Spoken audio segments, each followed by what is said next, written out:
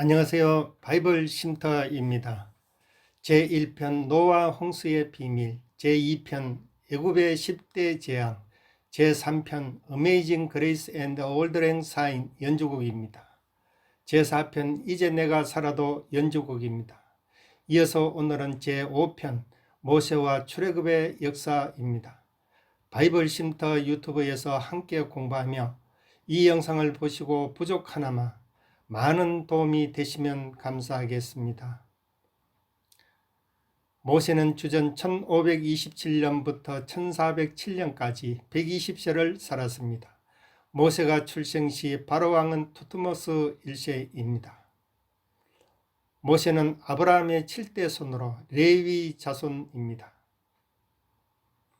그 당시 바로왕 투트모스 1세는 강한 탄압 정책으로 히브리인들에게 감당하기 어려울 정도로 모진 고초를 가했고 히브리 산의 아이들을 모조리 나일강에 던져 죽이는 민족 말살 정책까지 강행하였습니다. 모세는 레위 지파인 아버지 아므람과 어머니 요게벳 사이에서 태어났습니다. 모세의 부모는 모세를 낳고 석 달 동안 숨겨서 키웠으나 더 이상 숨길 수가 없게 되자 모세를 갈 상자에 넣고 나일강 하숫과 갈대 사이에 두었으나 바로의 딸이 목욕하러 왔다가 발견되어 건짐을 받게 됩니다. 이 아이가 장차 80년 후 이스라엘 200만 대민족을 이끌고 출애굽의 대역사를 이루는 데 쓰임을 받게 됩니다. 그 당시 바로왕은 투트모스 1세이며 모세를 건져낸 공주는 하첵수트 공주입니다. 이제 모세는 하첵수트 공주의 양아들로 키워지며 친모 요게벳은 유모로 모세를 키우게 됩니다. 그 후 모세는 40년간 바로의 궁에서 성장하다가 어느 날 자기 민족 한 사람이 학대를 받고 원통한 일을 당함을 보고 애국 감독관을 쳐 죽여 모래에 감춥니다. 그러나 오히려 동족의 밀고로 국사범으로 몰려 바로왕 투트모스 3세의 눈을 피해 미대한 광야로 도피하는 신세가 됩니다.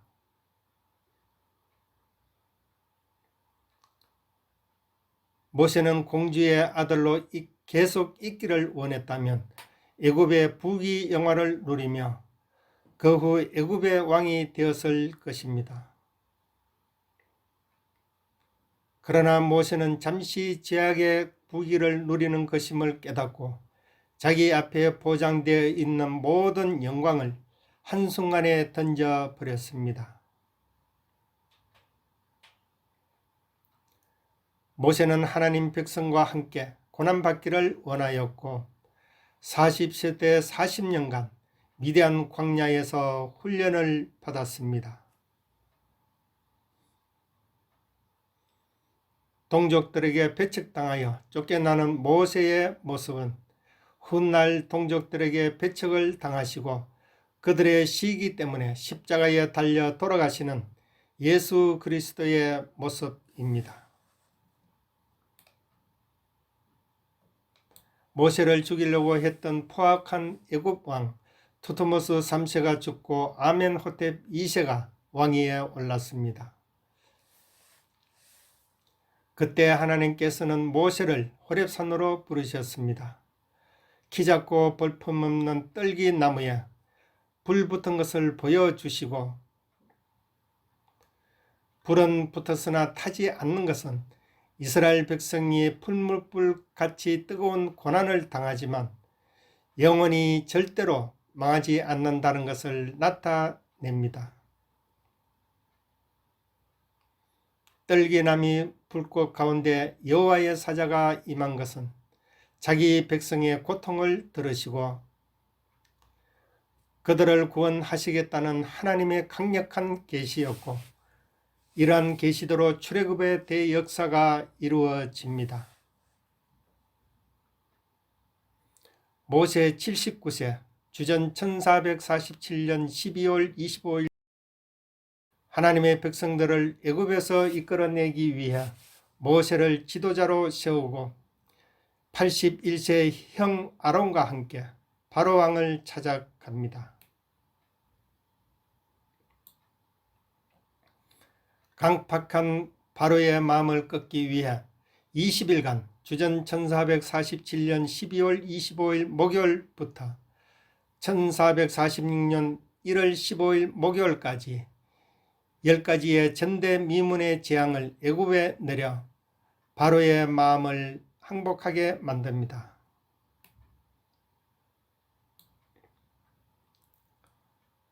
주전 1447년 1월 15일 목요일 밤 마지막 장자의 재앙이 한창 진행 중일 때 바로 왕이 드디어 항복하고 이스라엘 백성은 애굽을 나오게 됩니다.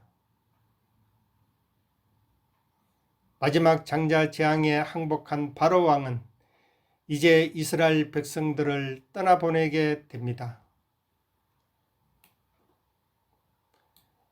애굽을 출발한 이스라엘 백성들이 홍해 앞에서 오가지도 못하고 막다른 길에 갇혔다는 첩보를 받은 바로왕은 바로왕 아멘호텝 2세는 곧바로 장관들과 모든 출병한 군사들과 함께 이스라엘 백성이 홍해를 모두 건넌 후 뒤따라 들어갔지만 갈라진 물이 다시 합쳐져서 왕과 장관들과 군병들 모두 수장되어 비참한 죽음을 당하게 됩니다. 하나님은 그 섬기는 나라를 내가 징치하리라 636년 전 아브라함 84세 때 하신 언약의 말씀이 이루어진 것입니다. 창세기 15장 13절에서 16절까지입니다. 애굽을 나올 때는 노예의 신분이 아니고 노예들이 집단 탈출하듯이 도망쳐 나온 게 아닙니다. 백성들이 나올 때는 전쟁에서 승리하여 군대가 노획물을 취하는 것처럼 기세당당하게 큰 재물을 요구하였고 이스라엘 백성이 애굽인에게 은 폐물을 요구할 때 애굽 사람들은 더 큰 재앙에 대한 두려움에 사로잡혀서 이스라엘 백성이 빨리 나가기를 바라는 마음으로 아낌없이 금, 은, 폐물, 의류, 가치까지 요구하는 대로 모두 내어주었습니다.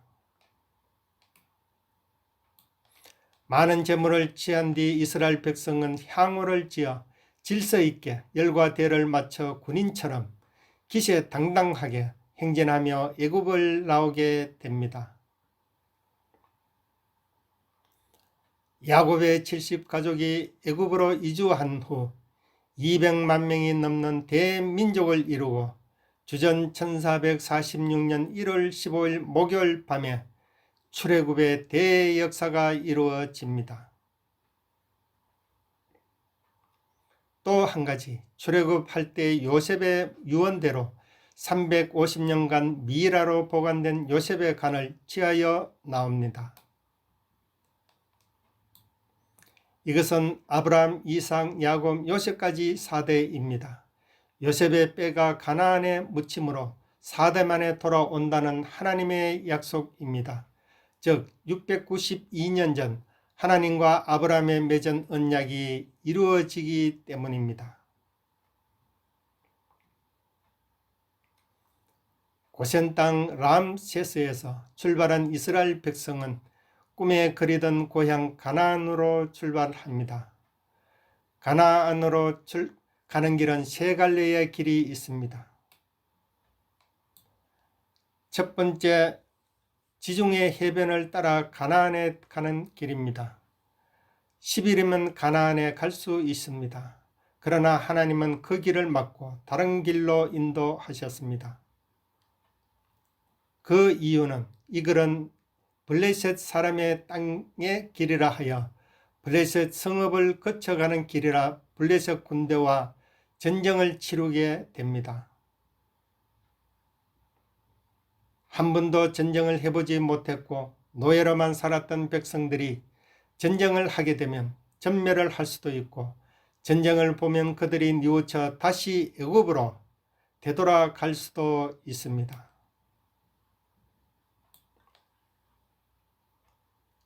두 번째 길은 수르 길입니다.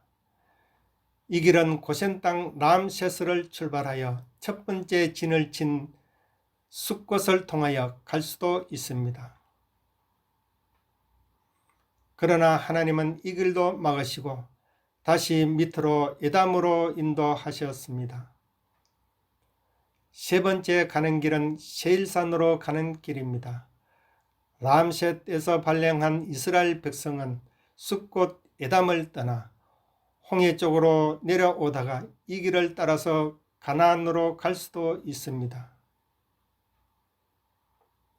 그런데 이 길도 하나님께서는 막으시고 방향을 바꾸어 홍해 근처 믹돌 앞에 진을 치게 하셨습니다.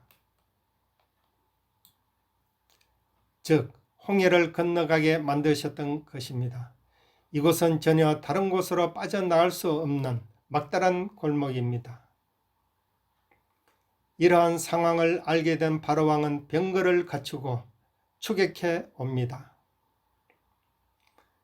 그러나 이것은 고의적으로 이스라엘이 광야에 갇힌 것처럼 노출하여 애굽의 바로와 군대를 유인하는 하나님의 고도의 전술이었습니다. 이스라엘 백성들은 보낸 것을 후회한 아멘호텝 2세 바로왕은 모든 장관, 병거와 마병들과 군대를 이끌고 뒤따라왔지만은 이스라엘 뒤쪽은 구름 기둥으로 막고 이스라엘 앞쪽은 불 기둥으로 강령이 비쳤습니다. 이스라엘이 홍해를 모두 건넌 후 뒤따르던 애굽 군대는 갈라진 물이 다시 합쳐져 모든 애굽 군대가 전멸하였습니다. 과학자들은 홍해가 갈라져 100이 정도면 바람 속도가 240마일, 시속 384km입니다.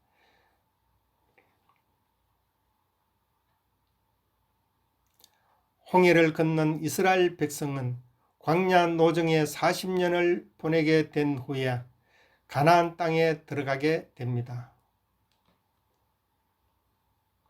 10일 만에 갈 길을 이스라엘 백성은 40년이란 긴 세월을 광야에서 보내게 하셨습니다. 정확한 날수는 39년 11개월 25일 동안입니다. 하나님께서는 창세기 15장 13절 말씀을 692년 만에 이루셨습니다.